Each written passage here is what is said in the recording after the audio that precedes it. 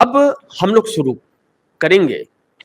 इसके पहले मैं आप दर्शकों को यह बता दूं कि विनेश फोगाट ने कल जो खुलासा किया नरेंद्र मोदी को लेकर कि पेरिस के अंदर जब विनेश फोगाट चुनाव हार गई तो खेल से उन्हें आउट कर दिया गया 100 ग्राम वजन बढ़ने के बाद, तो नरेंद्र मोदी उसका वीडियो बनाना चाहते थे कि हरियाणा चुनाव में इस्तेमाल किया जा सके, वीडियो बना करके और बात करके।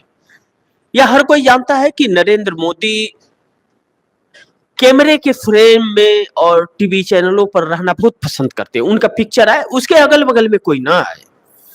और बोलना कुछ और है, करना कुछ और है। करनी और कथनी में कितना फर्क होता है, यह आप दर्शकों ने 10 साल में तो देख ही लिया और कुछ समझ भी लिया होगा आप लोगों ने।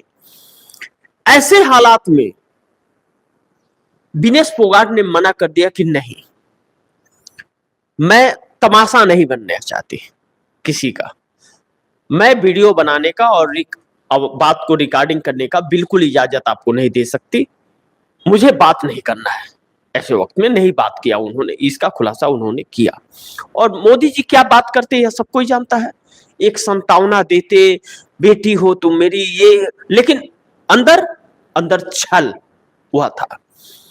लेकिन कल शेयर मार्केट जो 20 लाख करोड़ का शेयर मार्केट डाउनफॉल हुआ, इससे यह साफ संकेत है कि उद्योगपति पैसे को बड़ी तेजी से अपने निकाल रहे हैं शेयर मार्केट से, और यह सत्ता परिवर्तन की एक आहट है।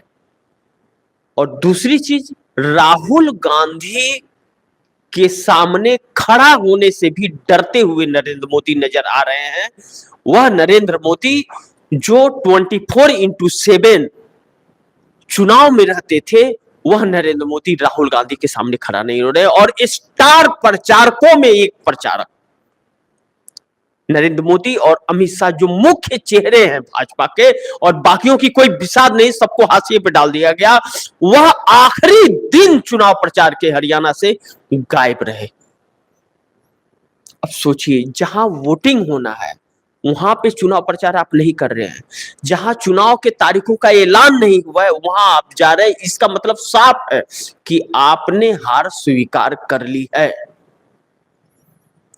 यह चीजें अब आरएसएस भी समझ गया। जैसे नरेंद्र मोदी ने और अमित शाह ने आरएसएस को जब अध्यक्ष पद के लिए बातें उठी तो इन लोगों ने कहा कि हरियाणा, महाराष्ट्र और जम्मू कश्मीर हम जीत रहे हैं, जबकि यही तीनों स्टेट वह हार रहे हैं बुरी तरह से।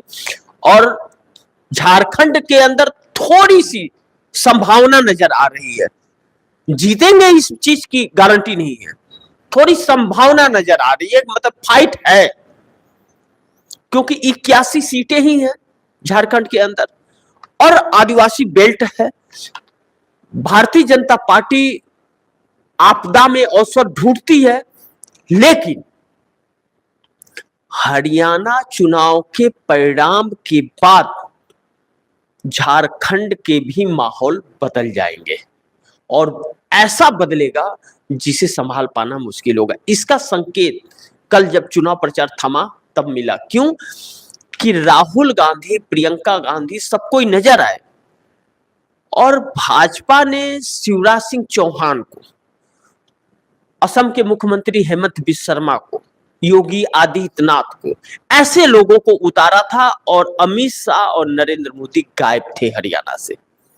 इसका मतलब यह साफ है कि यह हार बुरी तरह होने वाली है, मान गए हैं, और राहुल गांधी का सामना करने की ताकत नहीं है इन्हें, इनके अंदर। हमारे दर्शक यह लिख रहे हैं कि ईवीएम को लेकर, देखिए ईवीएम की बात अभी ना करें तो बेहतर है, क्योंकि आपका सोचना बिल्कुल सही है।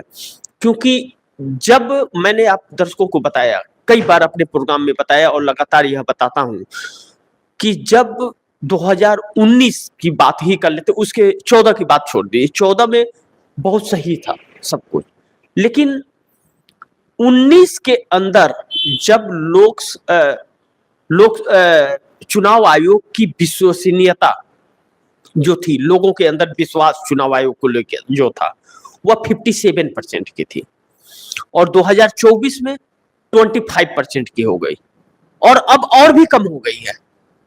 उसके आंकड़े नहीं आए हैं, आधिकारिक तौर पे आंकड़े नहीं आए हैं, लेकिन वह कम हो गए हैं। लेकिन मैं 25 को ही मान के चलता हूं, 25 से 27 की, यह CSDS का सर्वे कहता है। तो यानी कि चुनाव आयोग पर भरोसा नहीं है।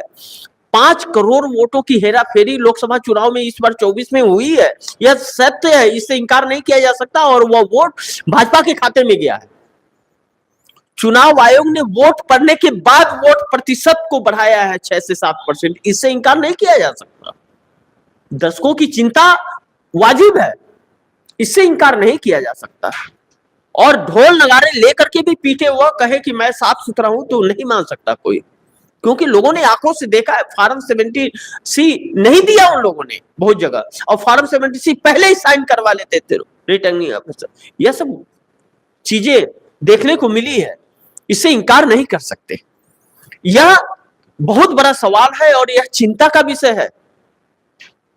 यह चुनाव आयोग न तो इस देश हित में है और न वह ईवीएम इस देश हित में है, यह सत्य है, इस चीज से इंकार नहीं किया जा सकता। और जब देश की जनता का ही भरोसा उस पर न हो जो वोट देता है, तब फिर उस पर विश्वास कर पाना इतना आसान नहीं है।